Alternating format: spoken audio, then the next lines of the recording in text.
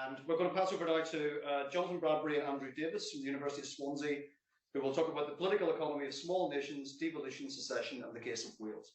So the floor is over to you. Thanks very much. Yes, this is a co-authored paper, and I'm going to start it off, and then Andrew will come in a little way in, and hopefully we'll stay within the 20 minutes allocated to us. So I'll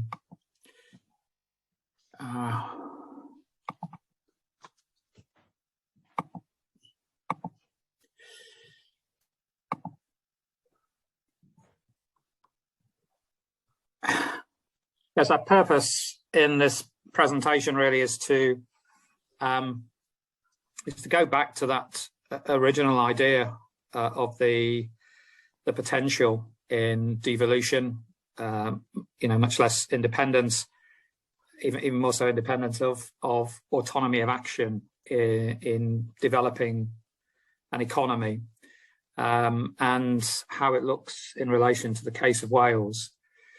And in sort of theoretically setting up the paper, it's important to look at that literature which stress the potential advantages of the development of small nation political economy, recognising the vulnerabilities, the challenges, but that there was a great deal of potential in if the central state had been seen to fail, of devolution creating the potential for new avenues of action within devolved government.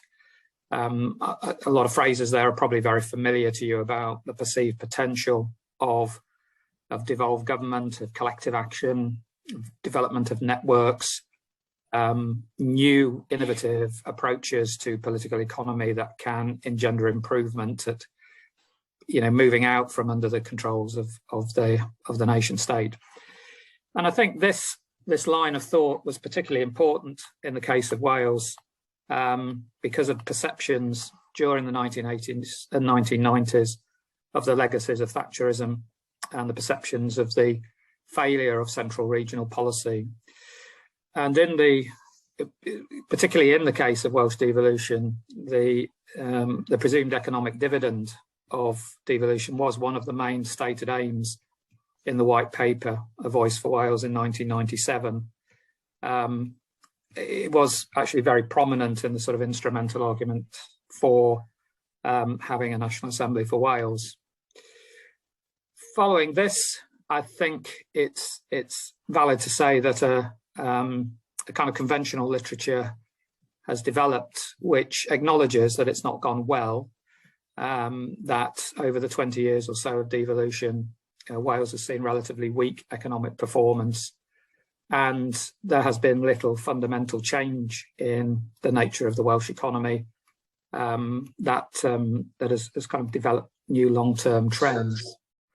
A great deal of the explanation of that sort of relative failure over two decades lies in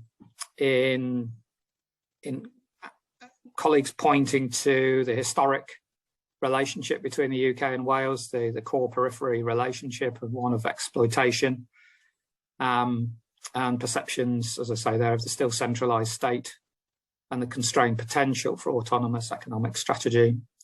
Much is said of Wales having weaker constitutional powers, no primary legislative powers until 2011, no fiscal powers until 2017. And all the way through the period of devolution, the kind of continued failure of UK political economy. It's interesting to see back there in the early 2000s that the language of levelling up was being used back in the early Blair governments, but it's in practice not really combined with the provision of the wherewithal for regional economies to produce massive changes. On top of that, repeated requests for the way in which the block grant allocation is determined have been turned down, and it's questionable how much Wales would have gained from moving to a needs-based block grant allocation, but it's sort of symbolic of a lack of move perceived in UK government to recognise the extensive needs of the Welsh economy. So in fact, the argument has moved on 20 years on to the economic dividend argument being a central instrumental aim of secession, and is there in the recent Plaid Cymru internal commission that's looked at how devolution could be developed towards independence and the economic purpose of that. So it's quite pervasive critique of the potential of small nation political economy being developed in Wales under devolution, being frustrated by a lot of constraints in effect. We'd like to sort of reframe that analysis, and I think one of the purposes of this paper is to try and get towards a more, if you like, a more even-handed analysis of what the nature of the problems are and what's gone wrong. And it's a kind of basis for us talking about what might be done in the future. And we think we basically work more from the starting point into the literature, which Rodriguez, Posey and colleagues made a big contribution towards, of devolution as a global phenomenon, but that in that global phenomenon, one should look, on the one hand, of course, for the potential policy advantages of devolution, that it brings increased accountability, the possibility of developing innovation and economic and welfare gains. But there are always the potential disadvantages of devolution, of over close government, of small nation policy, not actually producing accountable, innovative approaches, but it being undermined by inefficient competitive approaches across the state, the running up of debt, and indeed potentially clientelistic or even corrupt over close relationships in local policy communities. Rodriguez, Posey and colleagues observed no consistent trend of devolution promoting economic benefits. And in the literature so far, there are already some examples of academics who've perceived, say on the one hand, that Welsh devolution has not, in fact, led to one of the greatest perceived advantages of devolution, that of increased accountability. And we've cited there Kevin Morgan laying into Welsh Government's bonfire of the Quangos in the mid-2000s, which saw the end of the Welsh Development Agency, turning Wales, as he put it into one of the most state-centric of all devolved territories in the UK. Devolution is not necessarily benign.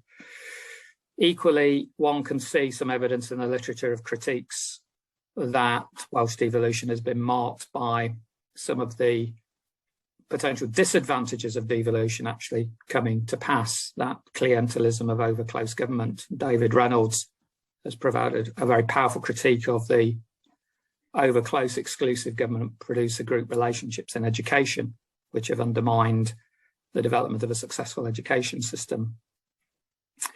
So in going down this track, what we want to do in this paper is flesh out three particular points. And first of all is to gain an appreciation right from the beginning of the reality of Wales's position as a poor economic region, and the starting point, a more realistic appreciation of the starting point, which it's important to take into any consideration of the potential of small nation political economy.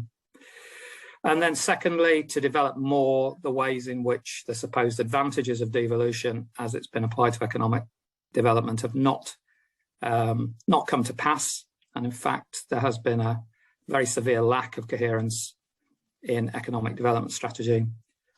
And thirdly, that some of the perceived potential disadvantages of devolution have actually come to pass in quite a big way, leading to problems of applied policy. So at that point, I'm going to hand over to Andrew to flesh out all of those 3 points and also give the benefit of his personal experience, really, having been a Minister of Economic Development in Wales in the first decade of devolution. He's got the wonderful standpoint of being able to bring some first-hand experience to his commentary on these issues. I'll hand over to Andrew. Okay, thanks Thanks very much indeed, Jonathan. This first slide of mine really is just outlining a fairly conventional analysis of the weaknesses, well-identified weaknesses of the Welsh economy. But I think it's important to point out that Wales has been relatively poor historically. If you look at the Nick Crafts figures for estimates of GDP going back to the 19th century, Wales has been either the poorest or one of the poorest consistently over that period. But it's not uniquely poor, as Jonathan said. If you look at the comparisons with other parts of the UK, particularly English regions, the North East, and other former industrial areas, it's not uniquely disadvantaged and suffers most of the same problems of deindustrialization. The last point there, I think, is a useful one. Indeed, to what extent can one talk of an entity of a distinctive Welsh economy? This was raised by historians in Wales recently, Louise, Fiscal and others, who said from a historical perspective and up into the present day, to what extent has Wales or the Welsh economy existed separately? Professor Gwynolf Williams famously asked the question, when was Wales? I suppose we could say, when was the Welsh economy? And the next slide, in a way, illustrates this. I was very taken with Alex True's presentation because I could see lots of similarities with Wales, not least in terms of history and continuity. But this map, which looks at productivity levels based on that's 3 local authority areas from 2018 and GVA per hour, you can see there that the most prosperous parts of Wales are in the southeast, particularly around Cardiff, and in the northeast of Flintshire on D side. And one of the things that strikes me about the debate about Welsh economy and Welsh economic history is that how devoid often it is of historical analysis, and certainly of an economic geographic analysis. In many ways, the Welsh economy, apart from a governmental and administrative point of view, while a single entity, but you have effectively a series of regional economies. If you take North Wales in particular, the businesses in North Wales are much more likely, in fact, almost inevitably going to trade with the more prosperous parts of Cheshire, Liverpool and Greater Manchester than they seek to trade in South Wales. And that may be something which is quite different in Scotland, where there may be more of an internal trading relationship. And similarly in South Wales, the link from what was the trans-European link with the Irish ports through to London and the M4 belt, the main trading links are along that axis, not within Wales particularly. The next, can I just, sorry, Jonathan, we can just go back to that. You can also see from that, just in comparison with other parts of the UK, that the dominance of London, the Greater South East, and the M4 belt between London, Bath and Bristol, for example, those are the most prosperous parts of the UK, with some other outlying areas in the northwest of England. But of course, our colleagues in Scotland will be more familiar with some of the economic hotspots in their country as well. Go on to the next one. Okay. Again, this just shows the levels of wealth and deprivation across the UK. And once again, London and the South East are dominating, and other parts of the UK, not least Wales, West Wales and Mid Wales, particularly, higher proportion of the population living on or below the living wage. But you can see from the inset that poverty and inequality within London is also very significant indeed.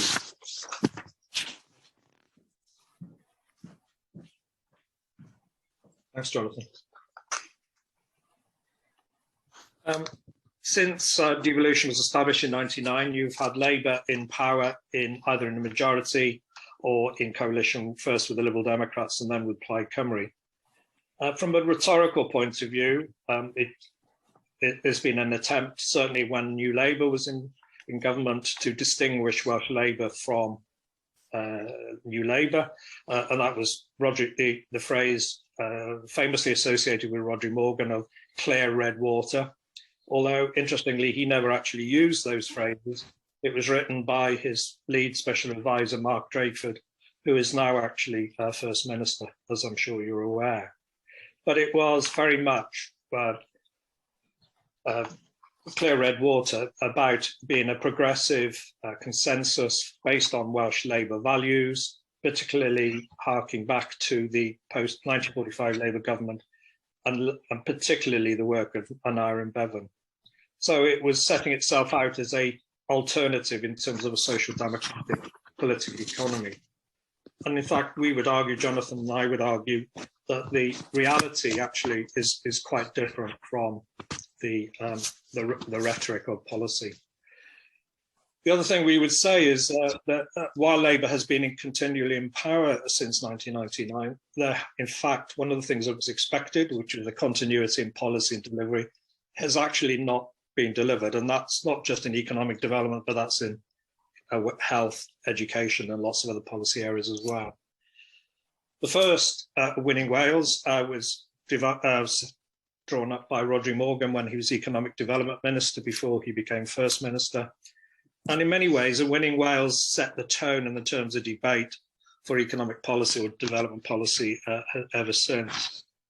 Actually, in retrospect, it's quite a conventional document, and Louise Dullingwater's work would indicate that it is not substantially different from that pursued by the new Labour government in terms of its regional policy. It also may be set a hostage to fortune when it was established, because it very clearly was based, as the document itself said, on OECD analysis of what makes for a vibrant economy. And while acknowledging that GDP was a flawed and imperfect indicator, nevertheless set itself a target of within 2 years of moving from 80% of per capita GVA, average UK GVA, to 90%, and then in the longer term achieving parity. The problem with that, as anyone would understand, is it's a relative figure, which presumes Wales would grow at a faster rate than the other UK nations and regions, and also at a rate which was unprecedented in a Welsh context, and also ignored the wider economic aspects of the fact that London and the South East was growing at a substantially faster rate than Wales. However, that has set the tone, and that is why there's been a consistent debate, I think, in Wales in the last 20 years around the issue of Wales' relative weakness and its performance in terms of conventional GDP, GVA indicators. We would say also, we would believe there's been a lack of a genuine thinking through the role of the state, its relationship with the citizen or the communities, and how it acts to counter market failure. Wales, when we were members of the European Union, qualified because of its relative deprivation for state aid intervention, and under the 60s, nearly 2/3 of Wales qualified for assisted area status, so the highest level of state intervention. Again, it comes back to the second point there about continuity, even when attempts at a long-term strategy have been attempted, for example, through a sectoral focus in economic terms, they were not followed through a consistency and were then abandoned. And often, because of economic and political pressures, there's been a focus on short-term objectives of saving jobs rather than a long-term consistent focus on transforming the basis of the Welsh economy. Okay, thanks, Jonathan. So I just want to look at some examples, really, of where a government intervention could potentially be more influential. This is looking at government investment in R&D per head. And as you can see, London, well, and the Golden Triangle of London, Oxford and Cambridge dominate. But what's interesting is to see that Scotland performs very, very well in whether it's the work of Innovate UK, higher education, or indeed the research council. And one of the things that the Welsh Government, I think, could do and probably has failed to do is to look at ways in which it could maximise expenditure, investment rather, in research and development. It's taken a rather a fragmented approach, which has been watered down across a very siloed approach across many government departments. Okay, thank you. Andrew, just 2 more minutes. Okay, thank you. So this slide just indicates some of the problems and trying to avoid that have arisen. I think they're fairly well evidenced. One of the points to be there, as I've said already, is the lack of a strategic approach. But the second point, which I think has bedeviled Welsh Government, is following the work of Matthew Taylor, his observation in government terms. The government has been obsessed by a policy presumption, which is that focus entirely on policy for making change rather than its implementation and evaluating it. Many colleagues will have heard of the Wellbeing of Future Generations Act from 2015. While it's very laudable, it actually lacks any serious mechanism for making sure its long-term aims are implemented. I'll go on to the next one, Jonathan. Just an example here of a sector where, again, indicating how London and the South East dominates in terms of digital sector employment, and this is taken from a Centre of Town's digital briefing. But you can see there that Wales performs quite weakly, whether in terms of aggregate or in terms of per capita, in terms of the Welsh population, working age population. So again, there's an area where Wales could have maximised its impact, but really hasn't succeeded in doing so. The next one. Again, this shows the low carbon and renewable energy sector, and these figures taken from the ONS. And again, I wanted to contrast Wales and Scotland. The Scottish Government have clearly focused on this sector as one where they want to make a real difference in terms of policy and implementation. And they have they've performed consistently above their population share on most of those indicators, whereas Wales, despite the policy rhetoric with the Future Generations Act, the Environment Act 2016, has not really made a difference in terms of its approach to this sector. And that is often linked to what could be termed quite an ambivalent attitude towards the private sector and a preference for community renewable energy sector, or indeed local government or the state intervention. Yeah, Jonathan?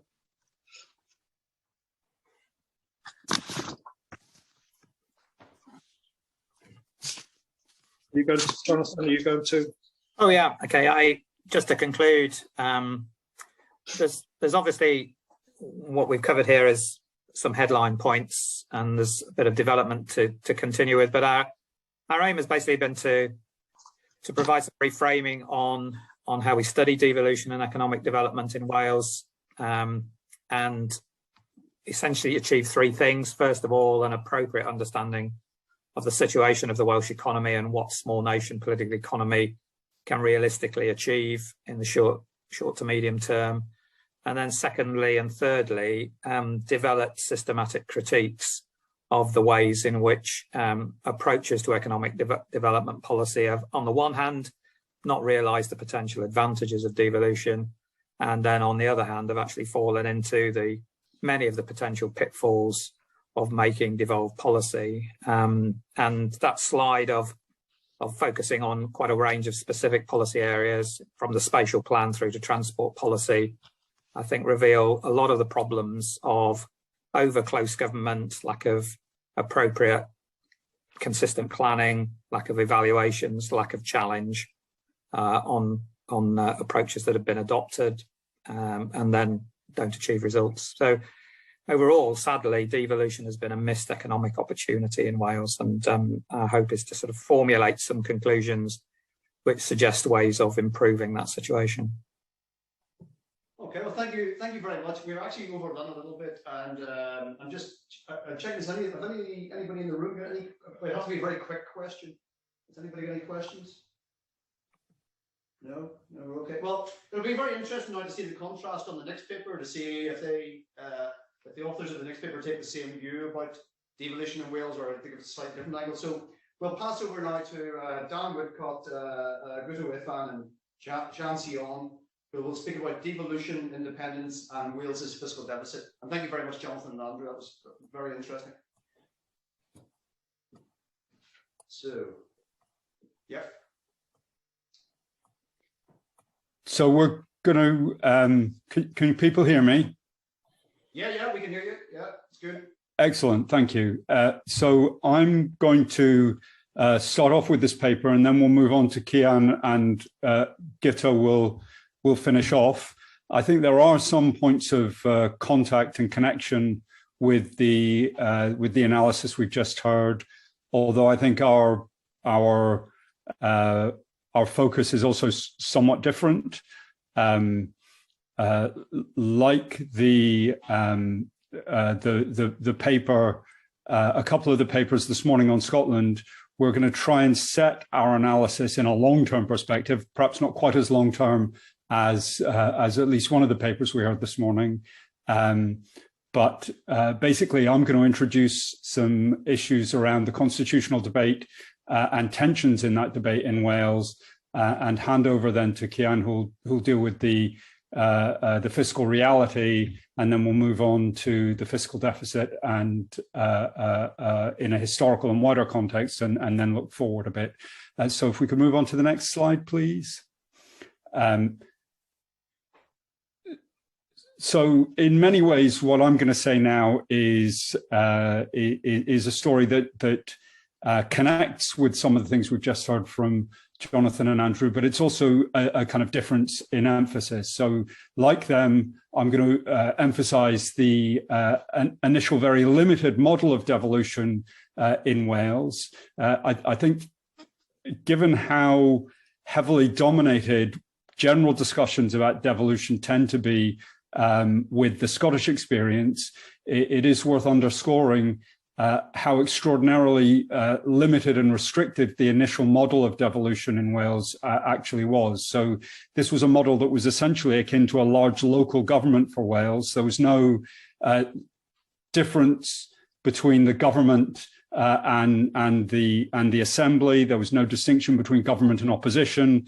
The scale of the assembly, the number of members, is very small and remains small for what is now a law-making assembly, and essentially we've seen Welsh politics, and I guess this is a difference of emphasis to the previous paper, but Welsh politics since the beginning dominated by debates around constitutional change. So the focus has been much more on changing the model than it has been on implementing innovative or distinctive policies, in my view. And you know, there's limited bandwidth, limited energy, limited attention in any political system, but one in which we've seen, two Government of Wales Acts and two Wales Acts, and then a Wales Act that was proposed by the government in London, but then pulled at the last moment in a 20-year period, is quite an extraordinary set of changes.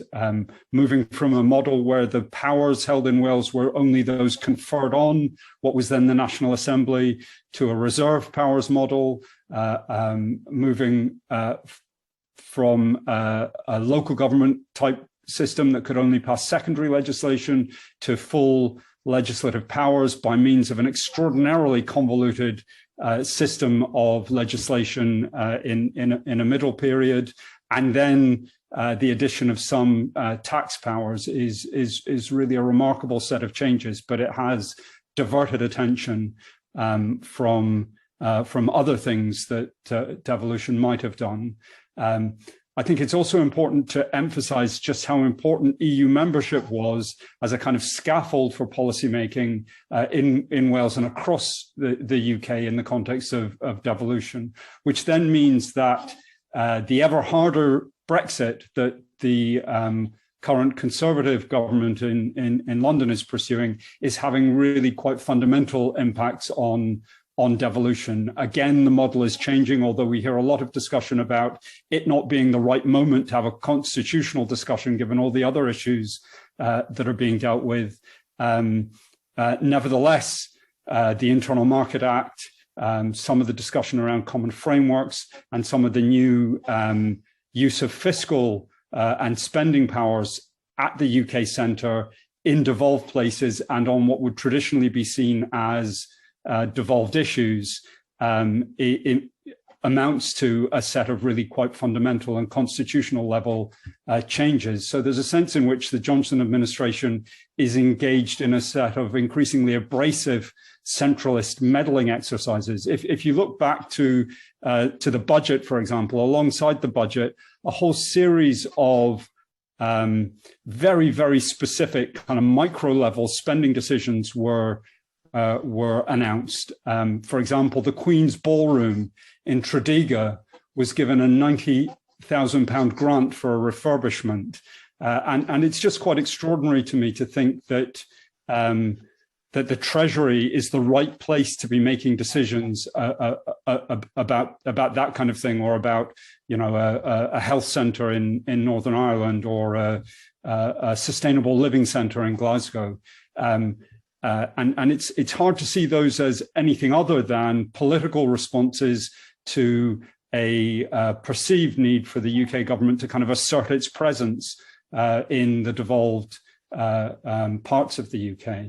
And that sits very uneasily with Welsh Labour's progressive welfarist unionism, which it's been restating again, and with conversations in Welsh Labour about radical federalism. So, you know, the Welsh government is probably the part of the UK's political system which is making the most ambitious general proposals for constitutional change, but clearly proposals that it has no capacity or power or authority to implement in Wales, never mind beyond Wales.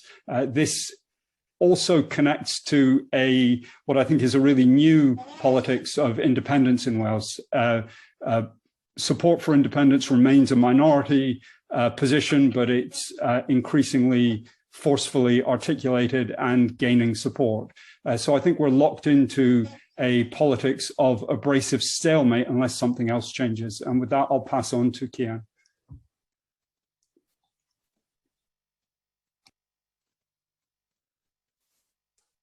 Yeah, thanks, Stan. So I hope you can hear me. I'm going to talk about Wales's current fiscal position and the fiscal deficits.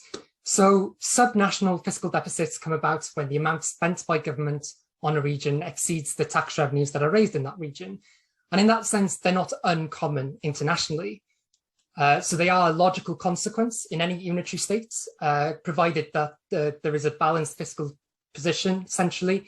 And that's simply because if the policies are applied evenly across the country, and if there are regional disparities in income and wealth, then the tax burden is not going to fall evenly across geographies. So you're going to have some poorer areas that contribute less tax per head, but still benefits from the same levels of public services as areas which contributes more. In decentralized countries, then, transfers from central governments play a critical role in financing devolved spending. And these will often include some sort of equalizing property, maybe based on the principle that regions should be able to provide similar levels of services, should they wish to do so, by levying the same rates of tax. And these arrangements will also give rise to notional fiscal deficits. They're not a bad thing per se, they are a consequence of pooling resources, but sustained regional deficits are arguably not a sign of optimal economic conditions. And of course, in the context of potential secession, they take on an increased relevancy. However, there's been no sustained attempt at deriving the UK's fiscal arrangements from any such first principles. In fact, the relative spending levels that we see in Wales today are still very much an outcome of historical accidents. The initial levels for the block grant were a result of path dependence stemming back to the pre-devolution era. And even where the fiscal arrangements have been modified, so most recently after the fiscal framework negotiations in 2016, the lack of an overarching principle-based approach to UK fiscal networks is still problematic. So, for instance, the provision that relative spending levels on devolved areas will be subject to a minimum floor of 115% of the English level, well, that can be offset if the UK government decides to spend less per head on Wales in reserved areas, as is the case with fields like transport and research and development, for instance. And as a result, transfers to Wales are still largely determined by the distributional outcome of the tax and benefit system. And we can illustrate this with this chart. So we can see how Wales's fiscal gap on the right compares with the UK position on the left.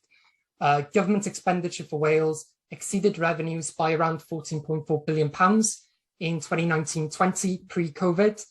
That's equivalent to a deficit of roughly £4,500 per head, or 19% of Welsh GDP.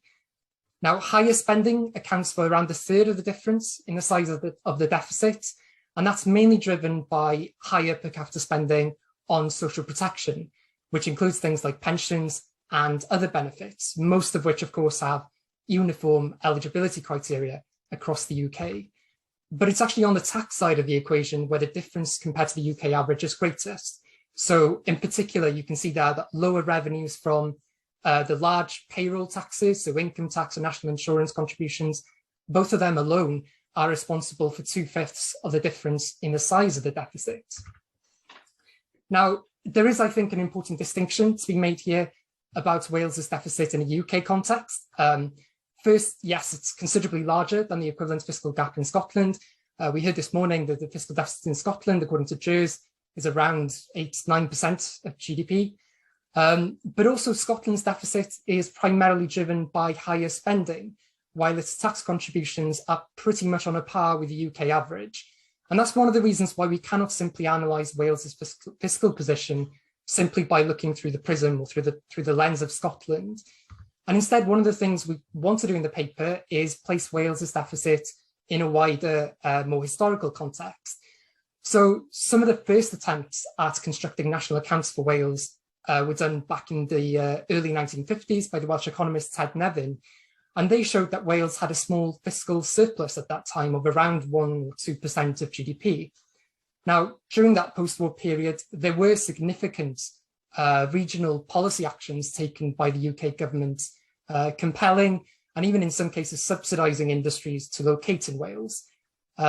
Since then, the position has deteriorated, and this chart plots the relative levels of primary income in Wales indexed to the UK average. And then in red above that, you've got the relative levels of disposable income.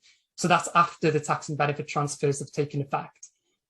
There is a discontinuity in the data between 96 and 97, but I think the trend is still very clear on that chart. You can see that the tax and benefit system now is having to do more work to uplift after tax incomes, but it still isn't enough to keep levels of disposable income steady relative to the UK average, let alone halt the relative decline in primary income levels, which I think naturally then raises the question, well, what would it take to improve Wales's fiscal position, both within the current constitutional setup, but also as an independent state as well? And I'm going to hand over to Guto to talk a bit more about that. Yeah, diolch Ian. So before I do that, I just wanted to briefly cover another aspect that I think is important to provide context of Wales's economic place within the UK, and namely Wales's trade balance, which forms a part of the private sector flows into and out of the Welsh economy. We heard this morning about data gaps in Scotland, but I think the problem is significantly worse in the case of Wales. We approximate this by comparing estimated GDP, which is about £79 billion, with the various components of GDP expenditure. So we estimate consumption by households and government and gross capital formation equals around £92 billion. And if you take the residual figure of that, it implies a trade deficit, a net of around £13.3 billion. And given we know that the ONS estimates of Wales' international trading position, it suggests a very large trade deficit with the rest of the UK. So of a similar order of magnitude to the fiscal transfer. And that fiscal transfer it implies that that fiscal transfer is essentially financing Wales's current account deficit. And based on historic literature that we've gone through, that's been broadly true since the late 1960s. I think I should point out that input and output tables would shed more light on this, and I understand that they are currently being updated by a team at Cardiff Business School. Next slide, please. Yeah. From the point of view, this is an unsatisfactory position to be in. We firstly look at the prospects of closing the gap as part of the UK. So in closing that fiscal gap would, of course, require convergence in relative GDP levels to the UK towards the UK average. We heard earlier about the targets or abandoned targets that the Welsh Government had. We modelled the effect of moving towards 80% of the UK average over a 10-year period from the current levels of 75%.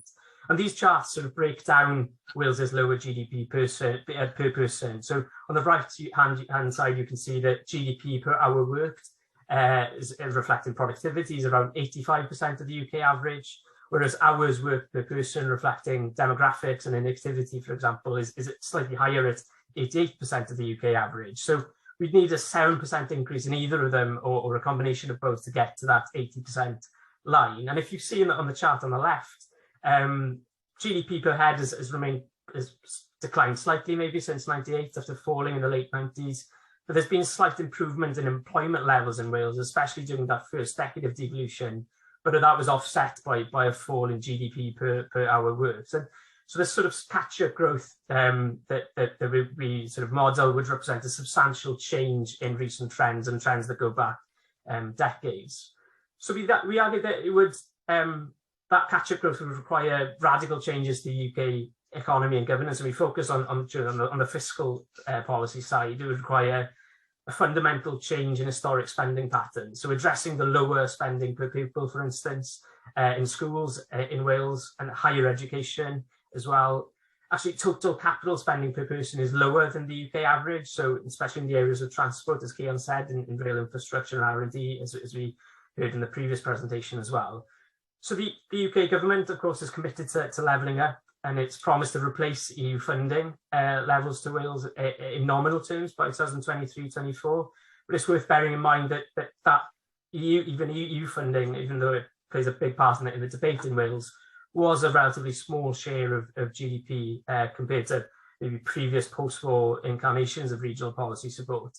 And these new funding schemes are probably unlikely to prove transformative for the Welsh economy. And with centralised control, as we heard this morning, I think it raises some governance issues as well. And it points to the direction of travel is towards centralisation rather than further devolution, even though there are areas where further devolution in this area would be economically beneficial and financially beneficial, for example, on rail infrastructure. And lastly, on this point, I think it's worth pointing out the specific Welsh demographic challenges that we face, in particular a falling working age population and a net outflow of graduates and the best performing students each year. Next slide, yeah. Secondly, we analysed what Wales's analysis of Wales's fiscal position means for the debate on Welsh independence, using the ONS data as a starting point. Of course, it's not a true reflection, but it is a starting point. But whatever the outcomes of negotiations or arrangements, at the point of independence, the data suggests that independence would require immediate and transformative changes to fiscal policy. And if you consider Wales's fiscal position in an international context, on the next slide, I think it's illustrative that spending per person, general government spending per person in Wales is similar level to the OECD average, while revenues per person is far below the developed country average, more in line with countries such as Estonia, Slovakia and Portugal. So Wales would need to move towards that 45-degree line where revenues equal spending per person. And the nature of that adjustment would determine what sort of economic model an independent Wales would pursue. We consider the factors that would increase public sector revenues, particularly aligning tax policy with the Welsh tax base. And of course, as we heard this morning, you can't consider fiscal sustainability in isolation from a country's currency arrangements. But regardless of that, the Welsh economy would need to adjust to address its external imbalances, even with an independent Welsh currency. That might take the form of lower imported levels of goods and services or a big increase in exports. Lastly, we point out that much of the longer-term economic and demographic problems that or challenges that I mentioned earlier would still be present, and of course would be more pertinent to address after independence. So yeah, just tying everything together in terms of the political and as we heard from Dan, the political and constitutional tensions are growing in Wales. The Welsh politics and the Welsh government are moving in a very different direction on the constitution compared with the UK government. There's been an increase in discussion about Welsh independence, but it's set against, as Kian outlined, the reality of Wales's economic and fiscal position.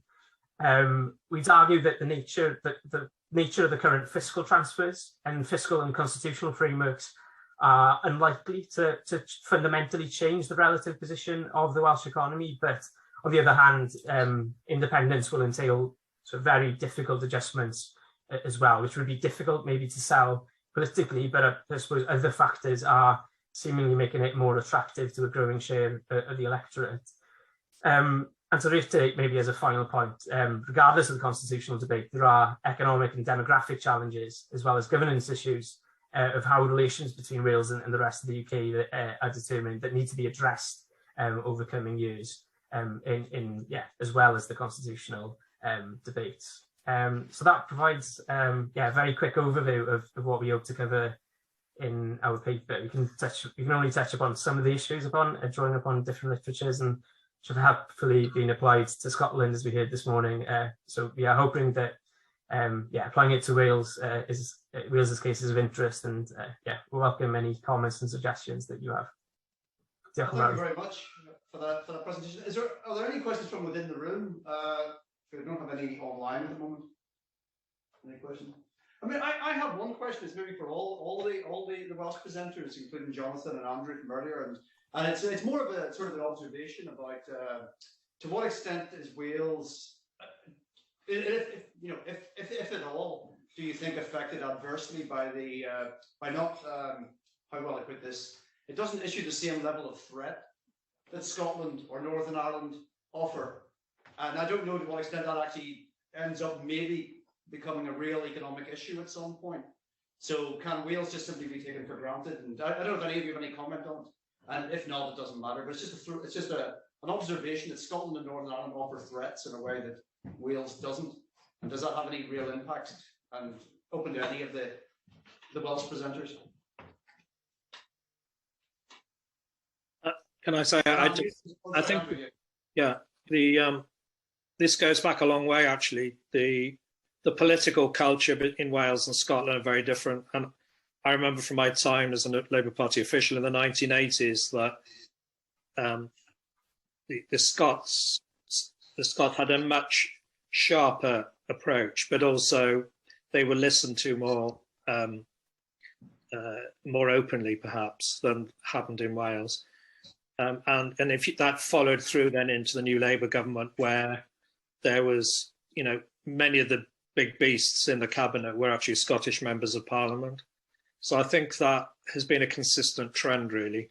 And in terms of the current politics, I think you're right, actually, that no doubt the UK government have taken the view that Scotland, they have to worry about, Wales, they don't. Okay, well, thank you very much. We'll move on to the next. No, we're moving. Oh, sorry, Dan. Yes, please come in. Yes. No, I was just going to. I think agree very much with what Andrew's just said, but I think it's sort of deeply entrenched in the institutional arrangements of the UK state. So it goes back, as we heard this morning, to the establishment of a separate Scottish office in the 19th century, which then moved to Edinburgh in an enormously significant moment, whereas Wales was much more closely integrated administratively with England, even though there were a series of kind of fragmented Welsh versions of UK departments. And when the Welsh office was created in the 60s, it was a much smaller entity, so it never had the clout or the bandwidth to deal with Whitehall in London in the same kind of a way. I think there is a basic problem that the UK state has in thinking systematically about constitutional arrangements and the structure of government. And speaking directly to your point, my sense is the one issue on which the UK state really focused its attention in a comprehensive way was Northern Ireland around the time of the Belfast or Good Friday Agreement. You know, although it wasn't fully implemented subsequently in many ways, that was a systematic attempt to solve a wicked problem, and it got a very long way. Devolution in Scotland and Wales was basically kind of adding a bit of democracy to the pre-existing administrative arrangements for the separate administration of key public services, in my view. So these discussions, I think, reveal something really significant about the capacity for really broad and imaginative thinking of the UK state, and that goes beyond, you know, the current inhabitant of number 10 Downing Street. Thank you, Andrew and Dan. Those really interesting observations. And now we're going to move countries. We've been to Scotland, we've been to Wales. We're now going to continue the tour and go to Northern Ireland. And Graham Brownlow from Queen's University is going to tell us about institutional geography once more, devolution economics, Northern Ireland style. Over to you, Graham. Hello, Graham. Is the screen sharing there? I'm not sure. Yeah, sure. Oh, No that's okay. Thanks. That's good. Well, thank you for the invite, and it's 15 minutes then. 15 to 20 minutes, yes, that's fine. Okay. Yeah. Okay, so well, again, thank you very much for the invite, and it's great to be here. I've been teaching for about a decade now, the second half of a module on the politics and economics of devolution, and thankfully for me, I get to do the economics side of it. So this has been one of the things where we talk a lot about, you know, research-led teaching.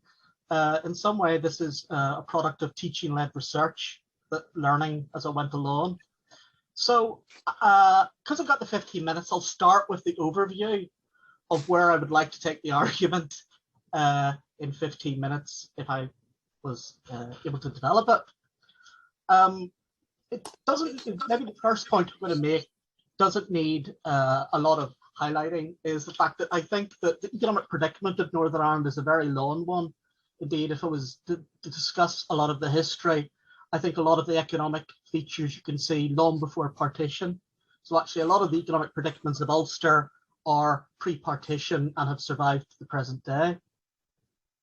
I'm going to suggest that there are three interlocking processes, and part of the reason why the intractability of the Northern Irish economy has been such an issue for so long is the fact there are three sets of processes going on.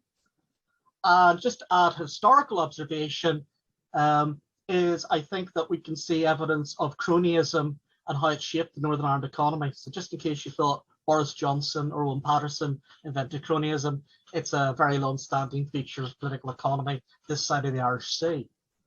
The second feature that I'm going to suggest is that fiscal devolution should be viewed as a complement to the improvement of the supply side, not as a substitute.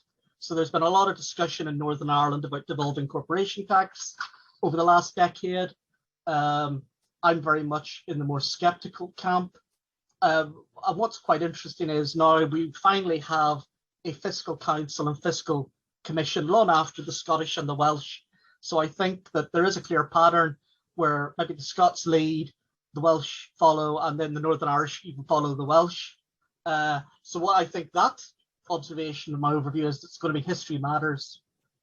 Thirdly, from the institutional geography literature, the argument about economic dividends, I think, is very relevant to understanding Northern Ireland and more generally. So I'm going to suggest that institutional design matters. And the next point I'm going to make is when we're thinking about selecting taxes to devolve, we can think about the pros and cons of devolving each tax discreetly. But I think, and I've done this myself in papers, as some of you may have seen, but this actual approach may also conceal as well as reveal. So I think the sequencing matters. In other words, it's not simply what things you devolve.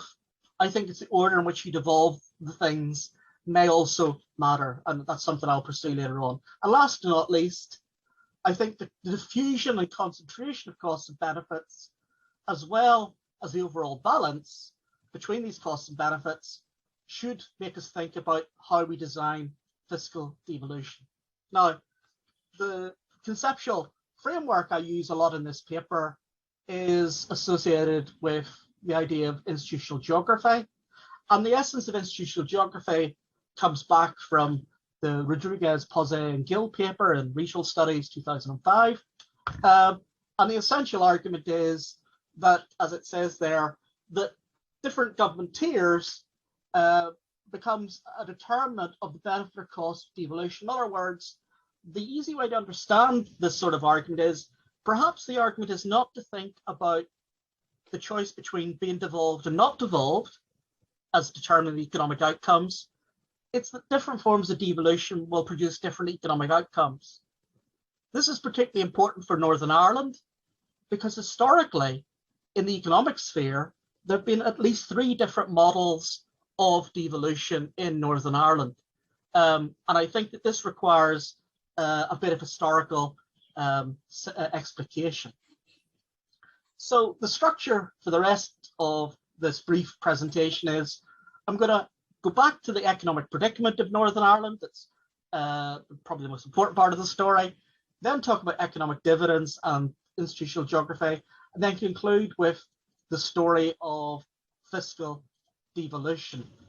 Now, something when I teach students, when I discuss the Northern Ireland economy, Welsh economy, and Scottish economy on the module, I make as an observation is that the Northern Ireland's public finances, as were related, as Colin suggested in this question earlier on, look a lot like Scotland's in the sense that there's more threat effect, or what David Bell has called a union premium for Scotland and Northern Ireland, in a sense that Wales never had.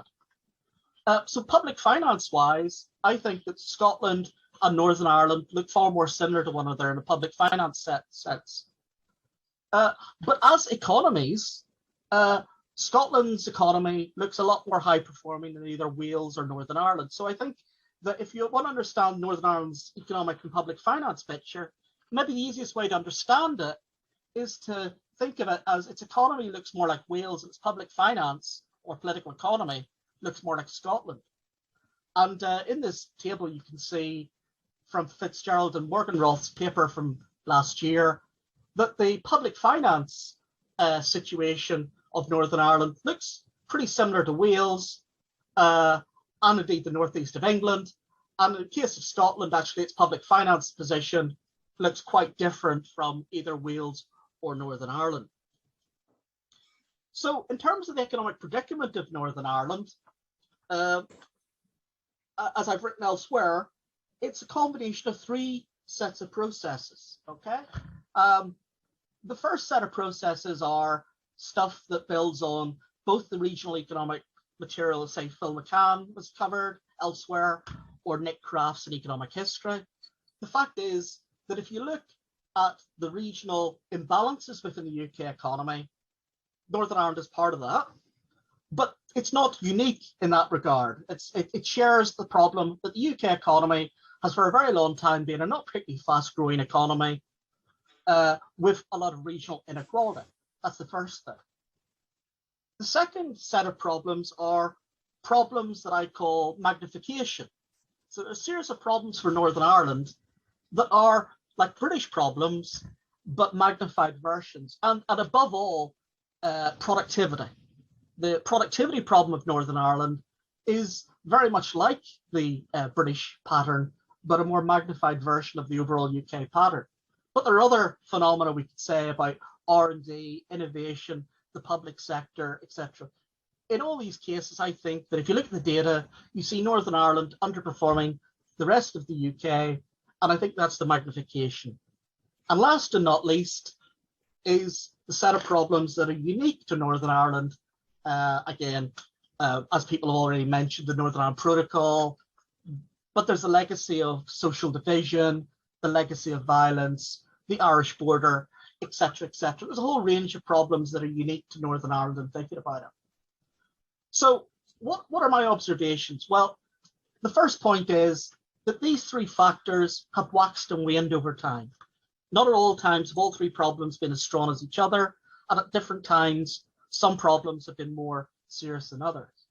The second point is that devolution really can only deal with the second and third set of problems. Northern Ireland's devolved parliament, or indeed the parliament in Scotland or the Assembly in Wales, cannot deal with the very long-standing problem of poor, unstable UK macro policy that's a very long-standing historical observation. And the third point is that non-economists have often exaggerated the third set of process. In other words, suggested that it's a unique set of problems to Northern Ireland that decide the problems of Northern Ireland. And likewise, economists have sometimes been rather superficial in thinking about it. So what are the implications going forward in the rest of the presentation? Well, if you think analogous to Jan Tinbergen and the old story of fixed targets, instruments, and whatnot, once you understand how many potential issues that exist and the complexity of the three problems, the fact that Northern Ireland's had such persistent economic problems becomes more comprehensible. What's also the case is the discussion of corporation tax variation in Northern Ireland the last decade that says it's a silver bullet just flies in the face of the evidence. A next implication is that, there's a discussion, some people in this session and seminar have already discussed and written about, is that there's very weak evidence that the tax devolution in and of itself would be a silver bullet. In fact, the causality may actually go the other way. And last and not least, it's the third point of institutional geography I want to switch on to. This is a quote from Richard Ramsey, chief economist at the Ulster Bank. And he made the observation that I could talk in more detail about, is the fact that Northern Ireland, under devolution, has had very different public finance settlement than the rest of the UK, in the sense that water remains publicly owned, water charges don't exist, student fees have been held at a low level. We could go on in that regard. In other words, within the political economy of Northern Ireland, there is a consensus that nobody really wants to move the public finance settlement in a direction the rest of the UK. Ramsey goes out of his way to say that the starting point is that everybody should pay, and then finding who doesn't pay. So, prescription charges, for instance, don't exist. So there's a whole series of political economy issues that currently exist in Northern Ireland. I'll just make some historical observations about the Government of Ireland Act. A lot of the legacy of public finance in Northern Ireland, and indeed in the rest of the United Kingdom, is traceable back to the Government of Ireland Act, which had far more parts of public finance than I think people were aware. And, a lot of the issues that we raise were understood by people writing the Government of Ireland Act. So there was a discussion back in the 1920s about not having profit taxation devolved in Northern Ireland. Why? Because of competitive jurisdiction. Likewise, we have the issue of a switch from a revenue to an expenditure-led system, and the whole issue of rent seeking that went on under devolution. So when we think about the sort of issues of institutional geography, what we're really boiling it down to say is that there are, as we know, there are supposed benefits from devolution. Rodriguez, Posey, and Gill in their paper said there are many costs that they set out. And more concretely, David Held in his paper in 2003, written about surveying the Northern Ireland Assembly, made some observations about a range of areas. So he said about policy capacity. He made the observation 1999 that there wasn't much policy capacity when devolution was set up. It's still the case that the big four consultancies still are overwhelmingly the source of a lot of the more strategic economic source rather than the civil service in Northern Ireland. Likewise, the Northern Ireland Productivity Forum has only been set up as part of an overall UK productivity forum. It didn't exist until recently. A second point that David Hield noted was that it links back to what a Richard Ramsay quote, is that there's been a fundamental sort of defense of the block grant. That politicians, whatever their political hue, have been very much in favor of defending the block grant rather than looking at revenue raising. Likewise, David Hield also noted that the civil service, after the introduction of direct rule, very much moved into control of public spending and the economic policy framework. And despite devolution, that remains the case in 2021. There hasn't been an independent capacity within outside of the civil service. And last but not least, David Hill noted the lack of think tanks within Northern Ireland. And again, that's only starting to be addressed. Now, Colin, how long do I have left? Oh, you've plenty of time. Okay, that's good. 2 or 3 minutes. Okay, that's great. Okay, so we'll come back and talk about cash for ash. I just wanted to conclude by talking a little bit about the paper of Esmond Burney from Regional Studies in 2017. And we looked at devolving taxes in Northern Ireland using Holton type principles and feasibility. And we found in that paper back then that the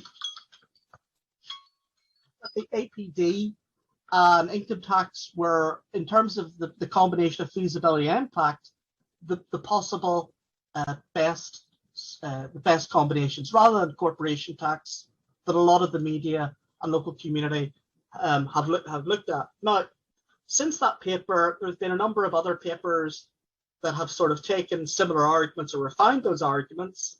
And if I was to write the paper today, okay, so take that paper written 4 years ago and write it today, there's a number of things we could add in and develop further. First point is that it's not simply the level of benefits and costs that might explain why there's been so much interest in corporation tax rather than other taxes. It's, of course, it's an issue of the concentration of costs and benefits. The people who are lobbying for corporation tax see very clearly the advantages to them. Those who would be adversely affected by it don't. That's the first thing. The second point is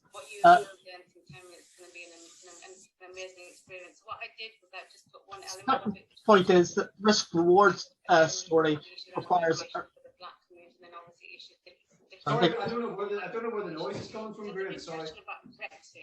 What you had was this much more interesting than what I was saying, obviously. I have no idea what the source of that is. I don't know. Okay. Okay. Shall I? Shall I? I'll stop. Could everybody mute? I think whether they're muted anyway. It's truly bad. So Ian, was usually getting anything downstairs. Do you mind? Anyway, just after that technical issue, they just basically thought that Brexit was a way in which they could be out of that. Okay, so the last point I was going to make would be that we might want to think about distributional issues and how taxes interact with one another. And I'll stop there. Okay, sorry, I'm really sorry. No. And I actually don't know how to solve it either, so we're seeking some tech support. In the meantime, we probably just, I mean, we've done it through snowballing, we've collected samples with snowballing. We don't seem to have any questions coming in. Andy, do you have questions for Graham? No, it's not something which is done no. It's very difficult actually to come up with this with the background noise, Graham. I'm really sorry. No. So in that case, I think while we get this resolved, but thank you very much, Graham, for that. No problem. Thanks anyway. And someday I'll come out and meet you in Bangor and we can talk about these things. Oh, yeah. Hi. And thank you very much to everybody in the session. And hopefully we can sort out technical issues. And we will start back at 2:45 when we'll be talking about England and Ireland. Thank you very much. In North Halifax. They talked about how they were taught by nuns, how there was mass, how there was prayers every day. And then they said, it's not like that anymore. Right? So all the heritage was how they described it. They said, well, the kids go to school now and all of that's gone. So there's been this kind of institutional secularization go on, secularists might be happening. So it's just a kind of, for them, it's kind of a memory, obviously, rather than a kind of current reality. And the way we kind of talk about it in the slides is the descendants of the sort of Irish Catholic migrants, probably going back to the 19th century.